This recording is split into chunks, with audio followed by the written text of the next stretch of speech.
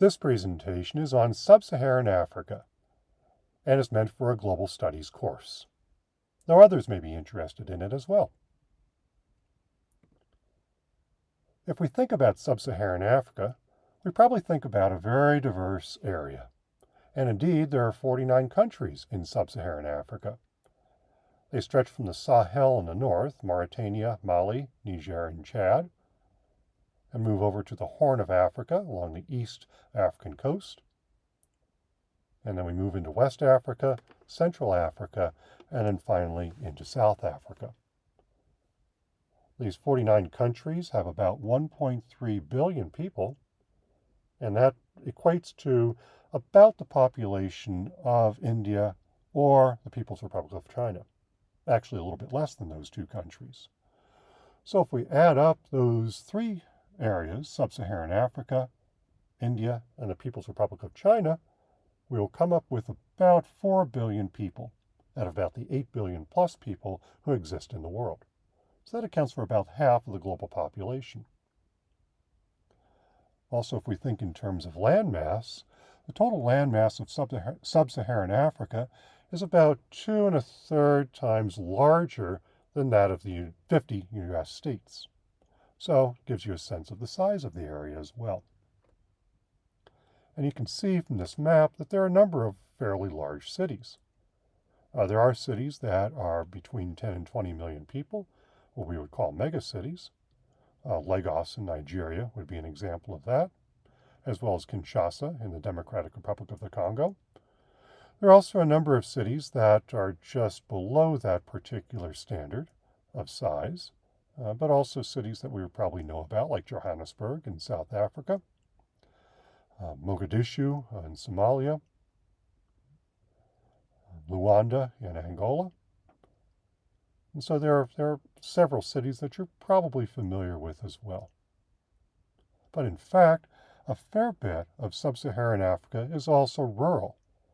The urbanization rate for Sub-Saharan Africa as a whole is a little less than 50%, which means a little less than half of the population in this particular region lives in an urban area. So there are, in fact, quite a few rural areas in this particular region. And you can see that Sub-Saharan Africa also includes some islands, Madagascar in particular, off the East African coast. Seychelles and Mauritius are also included when we think about countries, independent sovereign nation states. The Comoros, too, are island countries off of the East African coast. So takeaways from here include the sheer number of countries in this particular region, the fact that they do have a substantial amount of population but are not completely urbanized, and that there's a spread of population across this whole region. In fact, there are a number of important subregions of this particular global region. So we're not considering North Africa because North Africa is part of the MENA, or Middle East North Africa region that we've already covered in this course. But the Sahel, which is that kind of crosshatched series of lines, is just below the Sahara and runs all the way from the Atlantic Ocean to the Red Sea. Below the Sahel region, we find the Horn of Africa, along the northeastern part of Sub-Saharan Africa, which has its own distinct history. In fact, each of these regions have different kingdoms associated with them, different economic historical patterns, and different colonial patterns. Sub-Saharan Africa is heavily influenced by colonialism. Southern Africa, Central Africa all have different colonial heritages, as does West Africa. And then East Africa, especially in the Highland Rift area, also has its own distinctive colonial tradition. In fact, it's no small argument to say that colonialism ended up making modern Sub-Saharan Africa.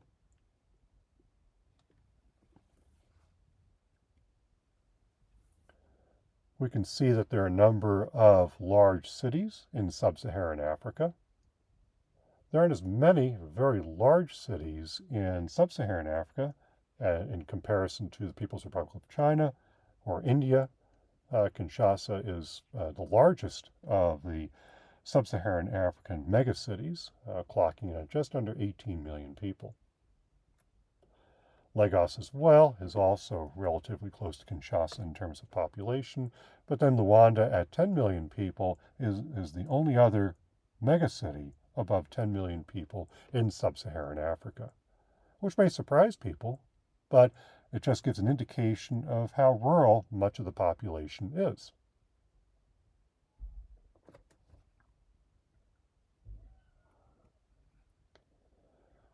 Topographically speaking, there are a number of really interesting features in Sub-Saharan Africa. Much of the interior is of plains, either high plains or lower plains.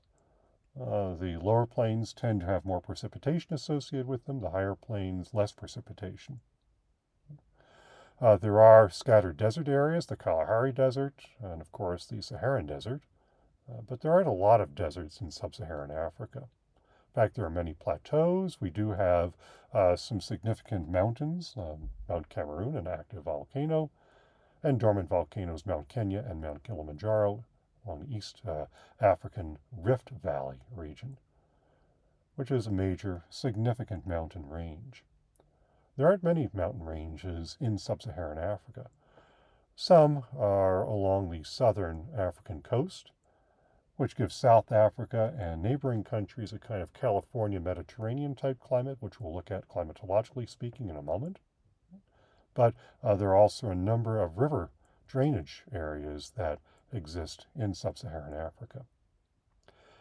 Unfortunately for Sub-Saharan Africa, they are not blessed with many deep water ports. So commercial shipping is not as present in Sub-Saharan Africa as you might imagine, because there just isn't the sustained amount of deep water ports. There's certainly access to oceans, and through the Red Sea, you can go through the Indian Ocean that way, but the Indian Ocean borders Sub-Saharan Africa, as well as the Atlantic Ocean. So these are major shipping areas, it's just that there aren't many major port cities in Sub-Saharan Africa. We can see that the elevation gains of West Africa also feature in climatological patterns too. And we see the climate here. Much of Sub-Saharan Africa is either tropical or mild. There are no real regions in Sub-Saharan Africa that we would consider to be polar or subpolar. South Africa certainly stretches pretty far south, but in terms of equivalency, that would simply be the southern United States in terms of how far south it is in latitude, 30 degrees south versus 30 degrees north for the United States South. The very highest mountain peaks, of course, will feature snows and alpine climates, but that's very, very limited. Otherwise, there are major monsoonal patterns, as we can see on the map, and those monsoonal patterns lead to substantial rainfall. And there's a lot of tropical climate, which also makes agriculture be relatively difficult in Sub-Saharan Africa because there just simply isn't the agricultural yield areas that we would find due to this tropicality. There's also some desertification and dry arid climates that are most notable in the Horn of Africa and the Kalahari region of southern Africa. We can see a number of microclimates taking place in South Africa, which are rather like the U.S. state of California. So there is variety, but that variety is basically characterized by either tropical or subtropical areas with mainly mild and humid regions. As I said, much of the modern-day Sub-Saharan African history is writ in colonialism, in particular European colonialism from the 19th and 20th centuries. This part of the world was amongst the last to be colonized, but it certainly was colonized by a number of European countries: Belgium, United Kingdom, France, Italy, Portugal, Spain, and Germany. Only two parts of the African continent themselves can be considered to be independent of colonialism. while Egypt was occupied by the British, it was never colonized. And Liberia, along the West African coast, was founded by former slaves turned free from the United States in the mid 19th century. Otherwise, the African continent is colonized. We can see particular colonial patterns. The French in West Africa. France still has a close watch over its former colonies and often has intervened militarily when civil and international unrest has gotten to be too extreme in this part of the world. Germany has had influence in some of these now countries: Togo, Cameroon, modern-day Namibia along the southwest African coast, and Tanzania along the East African coast. The United Kingdom in South Africa, what was called Rhodesia, now Zimbabwe, now Botswana, modern-day Botswana, Sudan, Kenya, Nigeria, the Gold Coast, which is Ghana, Sierra Leone. These are all areas that were under British influence. These areas also, with the exception of Sudan, somewhat more democratic than other former European colonies. So British colonies tend to have been more democratic, and we have talked about that in previous classes as to why that is the case. Italy, rather late in or certainly in the middle part of the pre-World War II, 1930s, in the Horn of Africa, had influence. And Belgium in particular, the Belgian Congo, notorious for a very repressive and harsh form of colonial rule into modern-day Democratic Republic of the Congo, which has also been politically repressive and unstable and has had a number of civil conflicts and is relatively poor. So colonialism has had a major, profound impact on Sub-Saharan Africa, has not led to high levels of economic development and not led to particularly high levels of democratization either.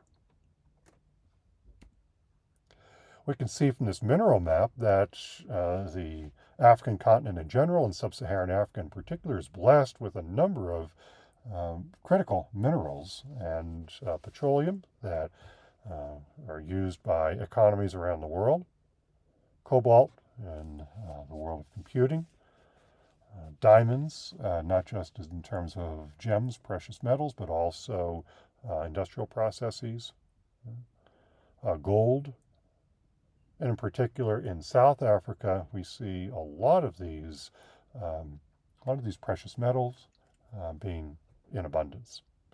So South Africa has a little bit higher level of economic development as a result of that. But across Sub-Saharan Africa, we do see countries that have petroleum and petroleum reserves. Nigeria and Angola in particular, through corruption, have squandered much of that oil wealth. There's a tiny country that you can't see, so small, Equatorial Guinea, that also relies on oil for its revenue and is also rife with corruption and a very repressive form of rule amongst the least democratic of countries in the world. As an example of economic processes that, in combination with climate change, have led to negative environmental impacts. And this is the island of Madagascar off of the East African coast. You can see the forest covering is substantially larger in 1950 as opposed to 2005. And much of the forests along the east coast have been taken down either to create charcoal, which is needed for essentially heating and cooking, and also creation of agricultural land. So in trying to create economic development, this led to deforestation in Madagascar. And this is one example of several countries in Sub-Saharan Africa where efforts to create economic development have led to negative environmental impacts. As an example of the economic maldevelopment of this particular global region, we note that income inequality is extremely high in many sub-Saharan African countries. If we were to have more income equality, the colored part of these bars would be equal in shades. So the blue would be equal, dark blue would be equal to light blue, to the green, to the burnt orange, and the brown, which would represent income shares would be held roughly equally by different levels of income earners. But in fact, what we see in South Africa, for instance, is that about roughly 2/3 of the total income that is earned in the country, that share of that income is held by the highest 20% of income earners. So that means that income is extremely poorly distributed in South Africa.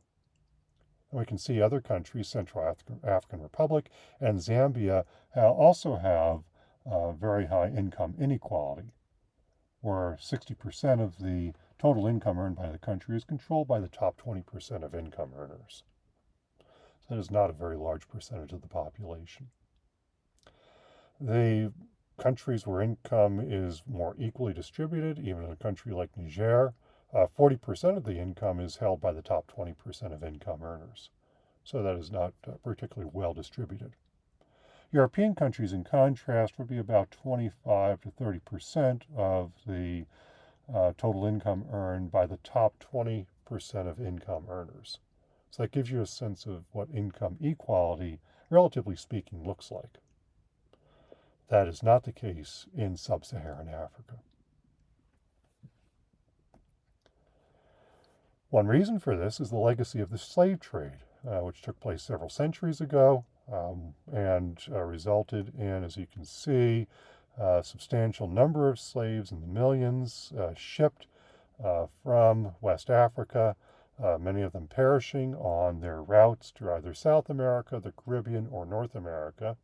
And those slaves are used to create economic product, which is then sold back to owners of that product in Europe. So sugar, rum, cotton, and so forth. Precious metals would be another example of that. So the wealth is held by Europe, sold back to West Africa, so in this kind of economic cycle, but West Africans themselves can't afford those products in any great quantity, so West African areas end up being relatively poor. So this is an example of the world system of the slave trade, and we've talked about the world system in presentations in the past in this course. So this gives you a sense of how the slave trade operated in terms of its size, where slaves went, and the type of product that slaves created. I should also say that the slave trade could not have happened were it not for colleagues in West Africa who essentially gave up these slaves and managed the slave trade on behalf of European countries and benefited from the slave trade. So this is another reason why economic development has not gone well in Sub-Saharan Africa. If we look at a political map of Sub-Saharan Africa, or the African continent more generally speaking, these are recent ratings from the democracy tracking organization Freedom House. Freedom House has been in existence in terms of its democracy tracking activities since the early 1970s. As we can see, very few countries in Sub-Saharan Africa would be classified as free. The highest scoring country, Ghana, in West Africa, scores an 80. That's roughly what the score of the United States is today. So it gives you a sense of just how little democracy exists in Sub-Saharan Africa. South Africa, Namibia, Botswana also are considered to be relatively democratic. But other than that, precious few areas would be considered democratic in Sub-Saharan Africa. We can see in the yellow that some of the countries like Madagascar, for instance, Kenya, Tanzania, Nigeria would be considered partly free, but that's also a relatively low level of democracy. So there are significant barriers to democracy in these countries, such as corruption, election fraud, and judicial repression. In fact, much of sub-Saharan Africa is not free, where total repression occurs. The Democratic Republic of the Congo would be a good example of this. Ethiopia, Somalia, Sudan, Angola, large countries with large populations. So quite a bit of Africa, almost the entirety of Africa, those 1.3 billion people, experience non-democratic regimes.